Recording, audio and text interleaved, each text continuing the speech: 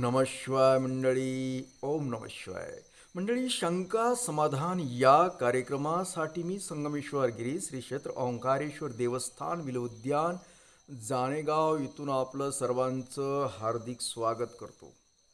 मंडळी, आज चर्चा करणार आहोत की मी गेली 2-3 वर्षाखाली एक पैशाच्या संदर्भात मंत्र दिले होते. म्हणजे आर्थिक परिस्थिती सुधारण्यासाठी कर्ज जे आहे आपल्या अंगावर, ती कर्ज मुक्त होण्यासाठी काही मंत्र दिले होते. बऱ्याच मंडळीला माहिती आहे त्यातले मंत्र. म्हणजे तुम्हाला माहितीच तो. अजून कोणी जर नवीन हा व्हिडिओ पाहत असतील तर त्यांच्यासाठी सांगतो की ते मंत्र होते. वयम वा पतस्पते हा पैशाचा स्रोत चालू होणारा मंत्र होता. आणि ओम दुर्गे स्मृता हरिषी हा मंत्र आपल्यावर जी कर्ज आहे ती कर्ज मुक्ती मिळवण्यासाठी हा मंत्र होता. होता म्हणजे आहे. तर खूप मंडळीने हा मंत्राचा उपयोग करून घेतला. त्यांचे कर्ज प्रकरणही व्यवस्थित झाले, म्हणजे नील झाले. समजा त्यांच्याकडे पैशाचा स्रोत बऱ्याच जणांकडे चालू झाला. असे फोन करतात, सांगतातही, तसं काही नाही. पण आता एक 2-3 दिवसाखाली एक फोन आला आणि मेसेज बी आले 1-2 की 1-2 मिनटं असे येतात कधीमध्ये. पण अलीकडले सांगतो मी की महाराज म्हणले तुम्ही दिलेल्या मंत्राचा उपयोग झाला. म्हणले माझी जी आर्थिक परिस्थिती बऱ्यापैकी सुधारली, परंतु पैसा टिकत नाही. पैसा टिकत नसल्यामुळं कर्ज मुक्त होऊ शकत बी नाही जास्त. ते थोडं झालंय म्हणले, पण पाहिजे तसं होत नाही. तर काय नेमकं काय चुकतं का माझ्याकडून नेमकं, असं विचारलं. असे प्रश्न बरेच जणांचे असतात. तर आता समजून घेऊया. ही जी काही मंत्र असतात ही दैवी उपाय म्हणून सांगितले जातात. जी देवाच्या शक्तीद्वारे हे उपाय आपण देतो. अगर आम्ही काही सिद्ध केलेले मंत्र असतात ते,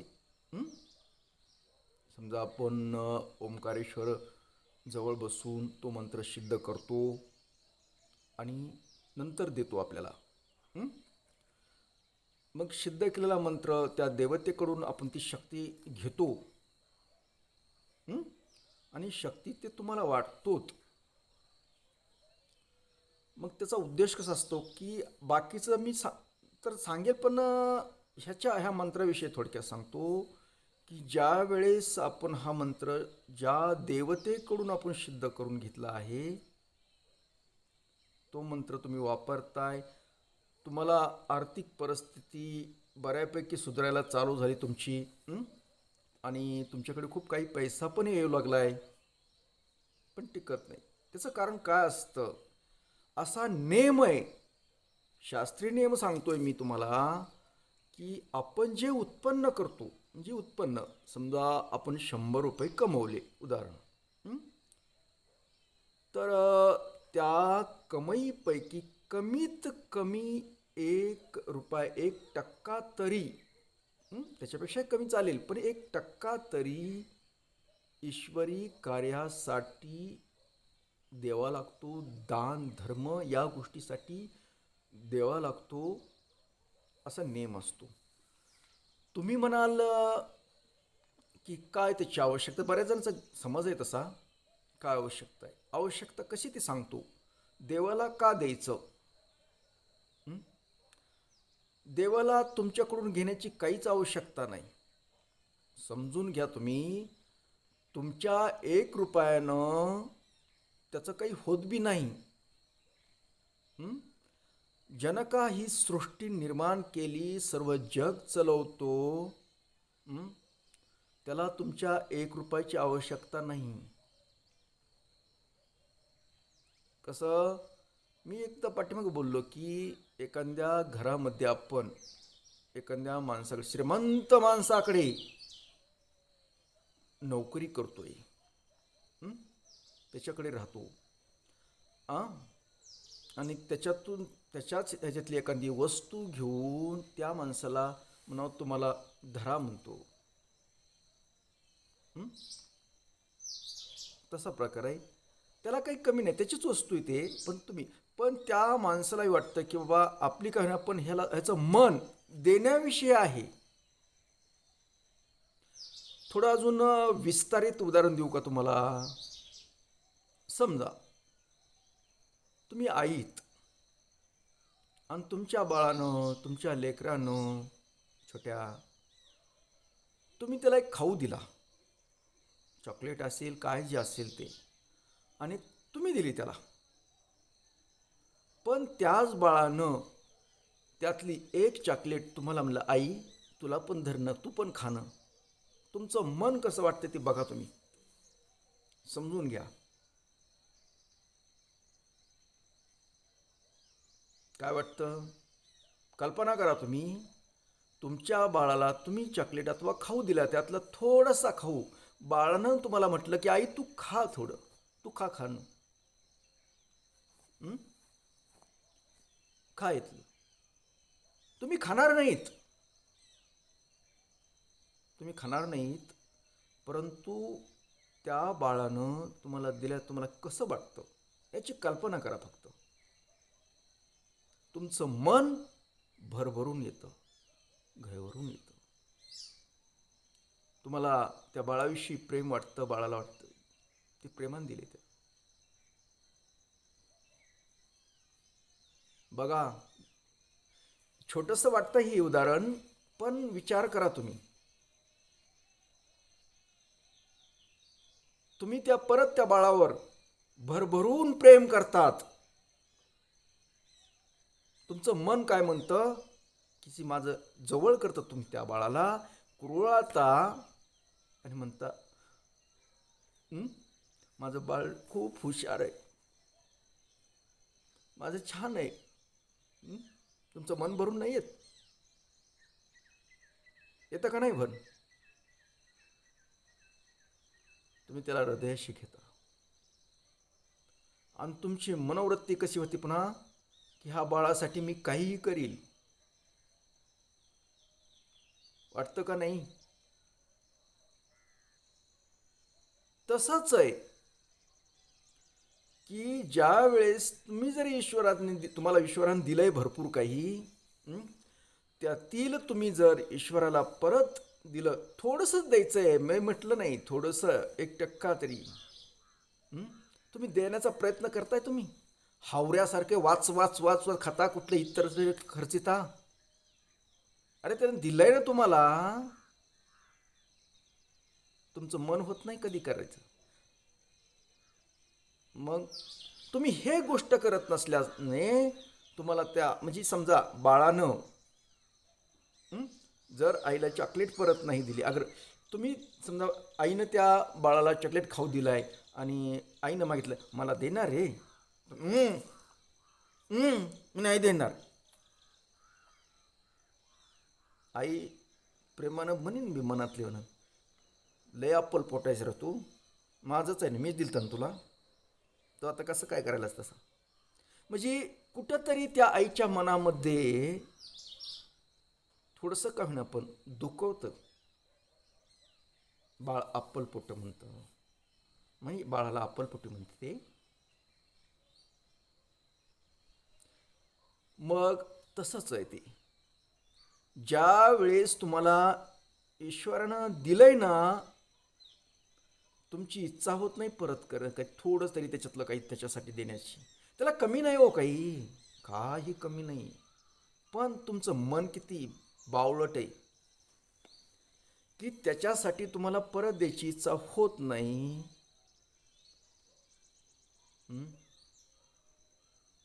मग ते काय करतो हळूहळू ईश्वर, अरे लयच तू अप्पल पोटायस रे, तुझी वृत्ती देण्याची नाही, तुला देऊन उपयोग नाही, तू असाच तरपडत कर, घे संकटावर संकट. तसा प्रकार आहे. आता प्रश्न आता परत मागं जाऊया, की अशा व्यक्ती करतात, की आम्हाला खूप झालं, पैसा येतो पण कुठे होत नाही, असं केलं तुमच्या मंत्राद्वारे, असं केलं तसं केलं चाललंय पण पैसा ठिकाणा गेला, तर अजून याच्या पुढे काय? तर याच्या पुढे काहीच नाही. याच्या पुढे फक्त तुम्ही तुम्ही जी कमाईतला मी प्रत्येक वेळेस सांगत असतो, की तुम्ही काय व्यवसाय करत असाल, काय जे असेल ती तुमच्या कमाईतला एखादा तरी रुपया हा दान धर्म, काही पूजेसाठी कशासाठी तरी खर्च करा. खर्च केल्याशिवाय, चांगल्या कामाला ह्या खर्च केल्याशिवाय तुमच्याकडे पैसा येणार नाही. तुम्ही म्हणजे तुमची जी परिस्थिती बऱ्यापैकी सुधारणार नाही, हे लक्षात ठेवा. तुम्हाला कदाचित वाटेल की महाराज ही पैसे काढण्याची काहीतरी कला वगैरे, अजिबात नाही. अहो मंडळी, ज्या वेळेस तुम्हाला मंत्र देतो, जे का पैशाचं उत्पन्न होणार, तुम्हाला पैसा भरपूर मिळावा म्हणून ते मंत्र तुम्हाला देतो, मी सिद्ध केलेले असतात, मला त्याचा वापर करता येत नाही. हं? मला काय गरज आहे? मला काहीच आवश्यकता नाही. मी तो मंत्र केल्यानंतर माझ्याकडे खूप पैसा येतो ना, माझ्याकडे येतो ना पैसा. हं? मी वापरतो ना, वापरू शकतो ना ते मंत्र. तुमच्याकडून घ्यायची काय गरज, तुमच्याकडून आणण्याची काही आवश्यकता नाही. मी तुम्हाला शिकवतोय, सांगतोय फक्त, की अशा पद्धतीनं करावं लागतं. मला आवश्यकता नाही, काहीच पडत नाही. कारण ज्या अर्थी मला माहीत आहे ते मंत्राचा उपयोग काय करायचं, मी करू शकतो ना, करू शकतो म्हणजे करतो बी ना. मला काय गरज आहे? फक्त तुमच्या कल्याणासाठी एक माझं काम आहे, समाज कल्याण करणं, समाजाला सांगणं, जे जे आपणाशी ठावे ते इतरासही सांगावे, असं स्वामी समर्थ सांगतात. हं? जे आपल्याला गोष्टी माहीत आहेत ते इतरालाही सांगाव्यात आणि त्याचा उपयोग करून घ्यावा, त्या ज्ञानाचा त्यांनी उपयोग करून घ्यावा, यासाठी सांगतो. तसं तर मला सांगायची गरज नाही. तो मंत्र मीही केला तर माझ्याकडे खूप पैसा आहे आणि येतो बी, काही अडचण नाही. मी पैशाच्या बाबतीत हीच नाही, मला ते तुम्ही कधी उल्लेख करा, मी पैसे मागत नाही, काय नाही, काही आवश्यकता आहे, माझ्याकडे मंत्र आहेत ना तसे, त्याचा उपयोग मला होतो ना. हं? म्हणून मला काही आवश्यकता पडत नाही त्या पैसे. मी तुम्हाला सांगतोय फक्त, की ज्या देवतेकडून हा मंत्र मी सिद्ध करून घेतला, त्या देवतेसाठी कधी केला का, कधी अभिषेक केला, कधी त्याची पूजा केली, त्याला दक्षिणा दिली, पाठवली पूजेसाठी, अभिषेकासाठी, हं? कधी इथं अन्नदान वगैरे केलं. हं? एवढं बांधकाम चाललंय आता इथं मंदिराचं, त्यासाठी तुम्ही कधी पाठवलं नाही? मग तर आम्हाला पैसा येतो पण आम्ही टिकत नाही. कसा टिकणार? जे आहे ते बी खर्चून जाईल ना तुमचा सगळाच. अरे तुम्हाला देऊन बघतो रे ईश्वर बाबांनो, देऊन बघतो. तुम्ही किती दिलदार आहेत ते पाहतो. तुम्ही किती दिलदार आहेत ते पाहतो. तुमच्या जर दुसऱ्याला देण्याविषयी जर भावना नसेल तर तुम्हाला कशामुळं द्यायचं, असं म्हणतो ईश्वर. हं? तुमच्याकडे वृत्ती पाहिजे. ज्या समाजातून तुम्ही ही काय मिळवताय ना, कॅश, धन दौलत, काय त्या समाजाला काहीतरी परत देणं असतं. अरे तुम्ही येतानी उघडे आलात, उघडे माझ्यासारखे अशी, आणि इथं आल्यानंतर तुम्ही जी माया, ही धनाची जी माया आहे ती इथेच मिळवली, इथं इथं जगात राहून या, आणि जातानी इथे सोडून द्यायची. तुम्हाला काहीच बरोबर घेता, कपडा सुद्धा घेऊ शकत नाहीत. हं? हं? काही घेऊन जाऊ शकत नाहीत तुम्ही. कल्पना करा फक्त, तुम्ही तुम्ही कशासाठी वळवळ वळवळ करता, सिन्यातल्या आळेवणी वळवळ वळवळ, तुम्हाला काही घेऊन जाता येत नाही. ही जी माया, धन दौलत, खोटं नाटं, भ्रष्टाचार करून जी मिळवलंय तुम्ही इथे, जे मिळवलंय, ते इथंच सोडायचंय आणि निघायचंय. त्याच्यामुळं जिथली माया थोडी तरी तुमच्या स्वहस्ते द्यावी, इथं थोडी तरी म्हणजे कुठंतरी जन्माचं सार्थक होतं. तुम्हाला वाटते का तुम्ही इथं माया कमवली आणि दानधर्म काही वगैरे अन्नदान वगैरे अशा गोष्टी नाही केल्या नाहीत तर तुम्हाला वरे वाटतं का तुम्हाला नीट व्यवस्थित घेतल्या जातं? अजिबात नाही. अजिबात घेत नाहीत. वरे इंटरेस्ट नाही तुम्हाला. तिथं तुमची तपासणी केली जाते हो. तिथं तुमची प्रत्येक गोष्टीची तपासणी केली जाते. विचारलं जातं तू काय काय केलंस. आम्ही तुला जगामध्ये या पृथ्वीवर पाठवलं त्यावेळेस तू काय काय केलं, जगासाठी काय केलंस तू. मग तुमच्याकडून जर कुठं नसेल, पुण्याचं काम नसेल, दान धर्म कुठं काही अन्नदान वगैरे अशा काही गोष्टी नसतील तर ते तुम्हाला तिथे तुम्हाला उपाशी ठेवल्या जातं. हं?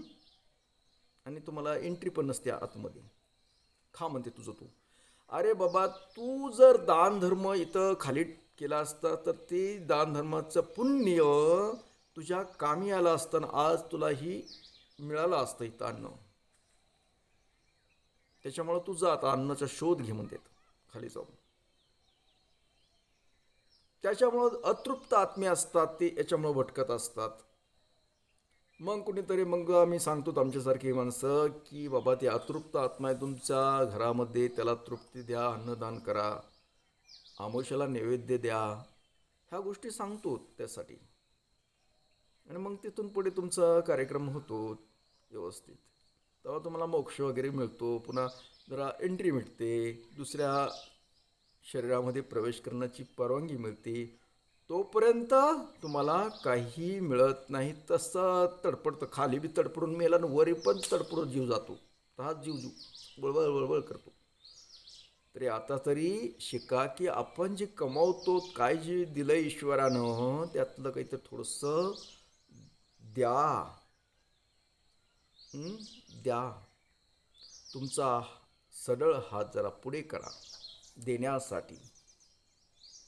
तर तुम्हाला तृप्ती भेटेल. तुमच्याकडे खूप काही धन दौलत येईल. तुम्ही आहे त्याच्यामध्ये सुखी समाधानी राहाल. नाहीतर तुमची वळवळ चाललंय, परेशान, पळतोय पळतोय पळतोय, कमवतोय कमवतोय, काही उपयोग नाही. तुम्ही अशांत अशांत समाधानकारक नाहीत. समाधानी कधीच होत नाही. लक्षात आलं? बरं, खूप वेळ होतोय.